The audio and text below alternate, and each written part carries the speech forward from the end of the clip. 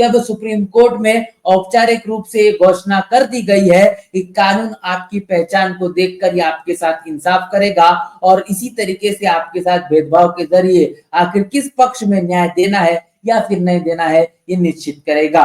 भारत में न्याय पहले से ही निष्पक्ष नहीं था, अब इसकी घोषणा पूरी तरीके से औपचारिक तौर पर हो चुकी है और यही एक नया भारत है। इसका एक नया संदेश भी इस नई न्याय की देवी की मूर्ति के जरिए देने का काम किया गया है। न्याय के देवी की आंखों से आखिर क्यों खुली पट्टी? बहुजनों को आज भी इंसाफ की दरकार। जी हाँ दोस्तों, आपने बिल्कुल सही सुना। मैं हूं पराग महेंद्र, आप देख रहे हैं नेशनल चौपाल।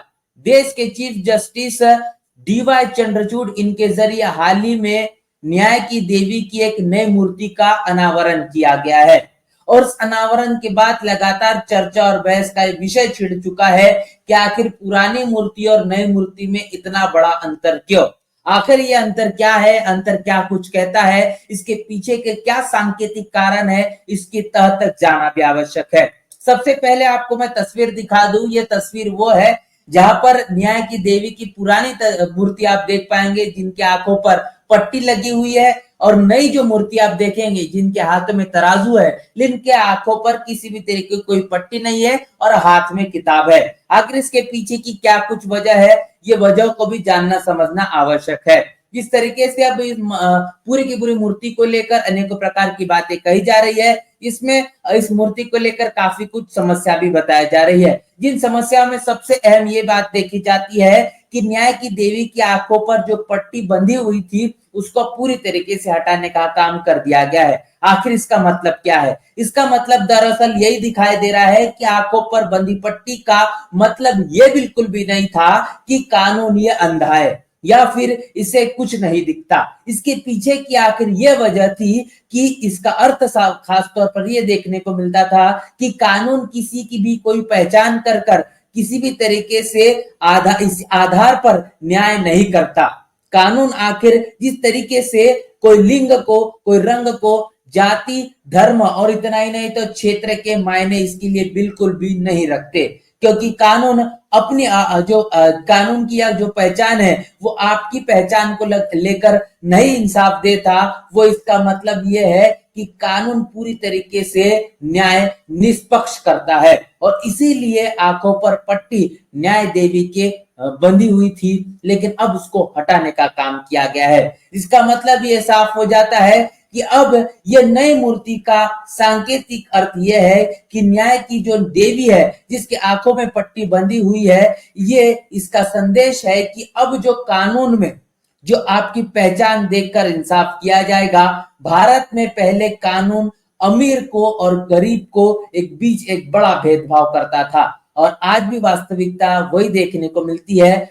अमीरों के मामले तुरंत सुन लिए जाते हैं, लेकिन जब बात गरीबों की आती है तो इनको मरते दम तक इंतजार करना पड़ता है। सुप्रीम कोर्ट की बात करेंगे तो सुप्रीम कोर्ट हमेशा आरक्षण के विरोध में ही रहा है। इसका एक लंबा इतिहास देखने को मिलता है। सब क्लासिफिकेशन की बात करेंगे, उपवर्गीकरण को लेकर जो फैसला पुनर्विचार को तमाम रिपीटिशन डालने का काम किया गया, इन तमाम रिपीटिशन के अंदर में याचिकाओं को पूरी तरीके से नकारने का काम किया गया। जबकि इस देश के अंदर आरक्षण के नाम पर 10% ईडब्ल्यूएस के जरिए जो रिजर्वेशन देने का काम किया जा रहा है, ये पूरी तरीके से असंवैधानिक देखने को मिलता है और ऐसे कई उदाहरण देखने को मिलते हैं कि अब सुप्रीम कोर्ट में औपचारिक रूप से घोषणा कर दी गई है कि कानून आपकी पहचान को देखकर ही आपके साथ इंसाफ करेगा और इसी तरीके से आपके साथ भेदभाव के जरिए आखिर किस पक्ष में न्याय देना है या फिर नहीं देना है ये निश्चित करेगा।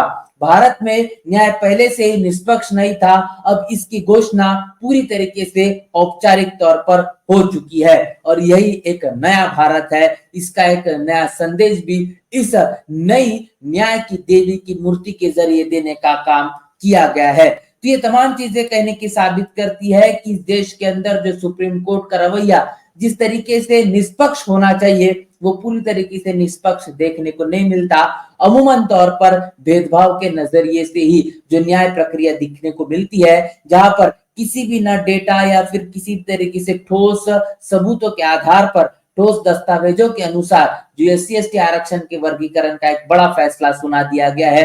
अमूमन तौर पर संवैधानिक के आधार पर देखा जाए, ये फैसला सुप्रीम कोर्ट के पास में होना ही नहीं चाहिए। ये फैसला तो संसद के पास होता है, लेकिन ये फैसला अब सुप्रीम कोर्ट के जरिए लागू करने की जो मंशा है पूरी तरीके साफ तौर पर देखने को मिलती है। सुप्रीम कोर्ट के पास जिन मुद्दों को लेकर कहने के न्याय देना चाहिए, बता दें कि तकरीबन 80,000 ऐसे केसेस है जो सुप्रीम कोर्ट के पास आज भी पेंडिंग है, लेकिन अमूमन तौर पर इन तमाम 80,000 केसेस पर खास तौर पर ध्यान नहीं दिया जाता। चीफ जस्टिस की बात करेंगे या फिर इनकी बेंच की बात करेंगे, तमाम जो सुप्रीम कोर्ट में 17 जो कोर्ट है, इन 17 कोर्ट्स के अंदर जो जजेस मौजूद है, इन तमाम जजों के जरिए जो फैसला सुनाने का काम होता है, खासतौर पर देखने को मिलता है कि सुप्रीम कोर्ट के अंदर पूरे के पूरे हफ्ते में बड़े पैमाने पर 4 से 5 दिन ही काम होता हुआ दिखाई देता है। बाकी के कई दिन जो जज है वो मौजूद देखने को ही नहीं मिलते। ये समझ में आता है कि किस तरीके से इस देश की न्याय प्रणाली चलती है। कोलेजियम सिस्टम इस देश का बड़ी समस्या बन चुका है, क्योंकि इसके पीछे में आप इसके तह तक आप जाएंगे, इसके पीछे में आप जांच पड़ताल करने की कोशिश करेंगे तो आप ये पाएंगे कि कहीं ना कहीं चीफ जस्टिस हो या फिर सुप्रीम कोर्ट के तमाम जो जजेस हो, ये इनके बाद इनके जो भी रिश्तेदार होते हैं या फिर ये कहेंगे चाचा भतीजा, इनके ही ताल्लुकात के लोग एक पीढ़ी दर पीढ़ी जज बनते हुए दिखाई देते हैं। यहाँ पर किसी ऐसे व्यक्ति का यहाँ पर कोई तरीका नहीं जो कि काबिलियत रखता हो और उसको चीफ जस्टिस या फिर चीफ जस्टिस बनने के रेस में दिखाई दे। कहीं ना कहीं अनेकों तरीके से राजनीतिक जो है वो सूत्र आपके पास मौजूद होना चाहिए, या फिर ये कहेंगे कि आप तमाम जो जस्टिस है, तमाम जस्टिसों के कहने के ताल्लुकात आपके साथ रिश्ते नाते संबंध होना चाहिए, तब जाके आप उस रेस में अपने आप को देख पाएंगे जहां पर आप सुप्रीम कोर्ट के जज बन सके। और यही कोलेजियम सिस्टम करता है, और इसी कोलेजियम सिस्टम को लेकर लगातार देश में एक विरोधाभास वाला माहौल भी देखने को मिलता है। आप समझ पा रहे हैं कि अब एक तौर पर जहां पर न्याय की देवी की जो मूर्ति है, इसकी आंखों की पट्टी हटाने का काम किया जाता है, और कोलेजियम सिस्टम कहीं ना कहीं इस देश के अंदर खासतौर पर सुप्रीम कोर्ट के अंदर अपनी जड़ें मजबूत करता हुआ देखने को मिलता है। तो इस पूरे के पूरे मसले पर जिस तरीके से अब लगातार लोगों की प्रतिक्रिया आ रही है, तमाम बातचीत हमने आपके साथ साझा की है। इसको लेकर आप क्या सोच रहे हैं, लिखकर कमेंट बॉक्स में जरूर बताएं। देश के अंदर जो न्याय व्यवस्था है, न्यायपालिका जो काम कर रही है, इसको लेकर आप क्या सोच रहे हैं, उसे भी लिखकर हमें जरूर साझा करें। मिलते हैं नए वीडियो में, तब तक के लिए जय भीम, जय भारत।